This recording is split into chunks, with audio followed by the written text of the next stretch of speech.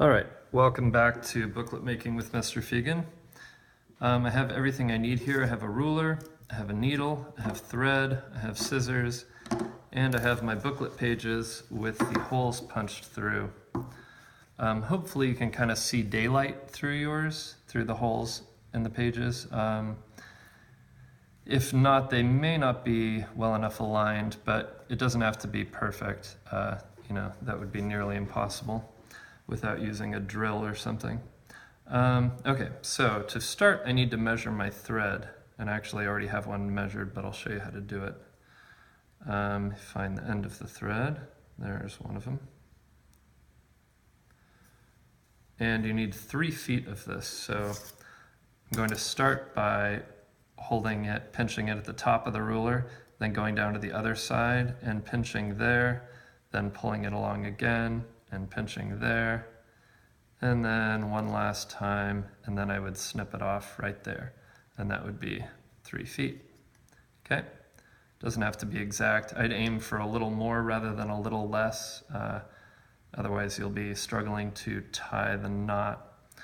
Okay, so get that out of the way. I don't need the ruler or the ball of thread. Here's the one I cut before. And I'm going to wet the end and feed it through the eyelet of the needle. And then I'm going to knot it. And I'll do a true knot where I, go over it twice. So I don't want this coming loose. That's happened to me before, and it's rather frustrating.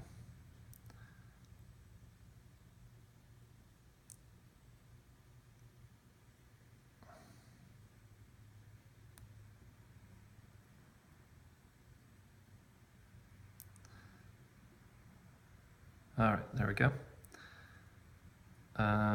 Okay, so to start, I need to find the middle of my booklet.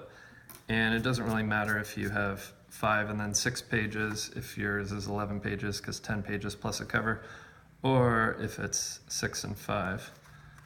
Mine happens to be 12, and I know that's the middle. Okay, and then I'm going to start by feeding the needle through the second to the bottom one, up through there, and out the front of my cover. And I want to leave about 3 inches of thread, or maybe a little bit more, in the middle of the booklet. So there is, that's probably like 4 or 5 inches, and that's fine. I'm going to leave that there, and then I'm going to put my book back together and knock it, or jog it as it's technically called. Jog the pages, and then make it square. Okay, now I'm ready to start. And the pattern we're going to follow is you loop it around the spine and back through that hole there. And I do want these to be fairly tight, so I'm going to make sure I'm pulling pretty hard, not nearly hard enough to tear the pages or break the thread, but pretty hard. Okay, so I looped it around and then I go along, and this time I'm going to go down. And that's kind of the pattern we're going to follow, is loop and then along, loop and then along. You'll see. It's not that way the whole way, but that's generally it. And really it doesn't matter that much if I went the other direction, but I do recommend that you go this direction just because that's how I'm showing you, and it will make it less confusing. Okay, so I went through and out the back and then loop. I went along and then loop, along and then loop. Pull that through, try and make it fairly tight. And then at the back, I'm going to go along and then actually wrap around and back through that hole. And pull it tight. Okay, so it looks like that. And then feed it back through here. You're generally always going to the next hole, you're not skipping them. So pull it tight, and then I can't loop it around, right? I have to go along, so along, pull it tight, oops.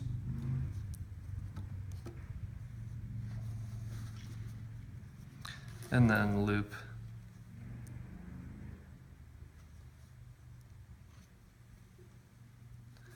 And then on the back, along.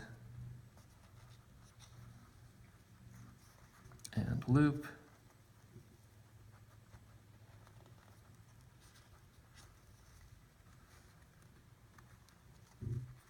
And along and around, back through that hole, pulling it tight. And you can see I'm kind of adjusting it so that the thread is perpendicular, which hopefully will keep it tighter.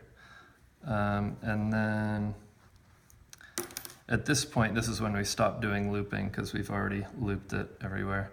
So I'm just going in through that one and then on the back along through here. And then this is basically the last one. So now I need to feed this through back into the center of the book so I can tie it onto this string there that's coming out. So I'm going to kind of pull that open a little bit so I can sort of feel when the needle is through there. And I should be able to kind of feel it poke through. No, I missed it.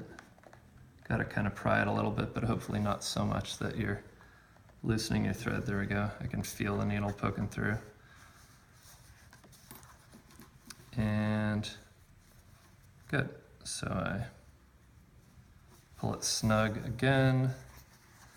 And now I just need to tie these two in a double knot.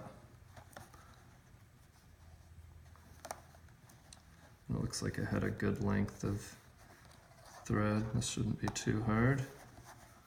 So one loop, and then tying that down. Probably could have double checked that it was tight everywhere, but it's all right. Looks pretty good. And second loop.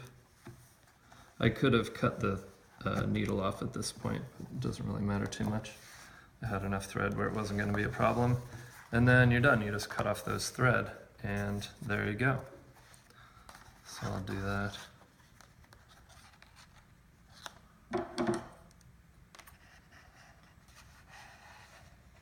There.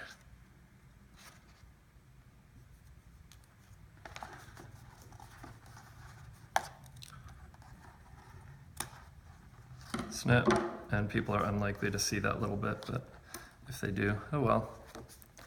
And there you go.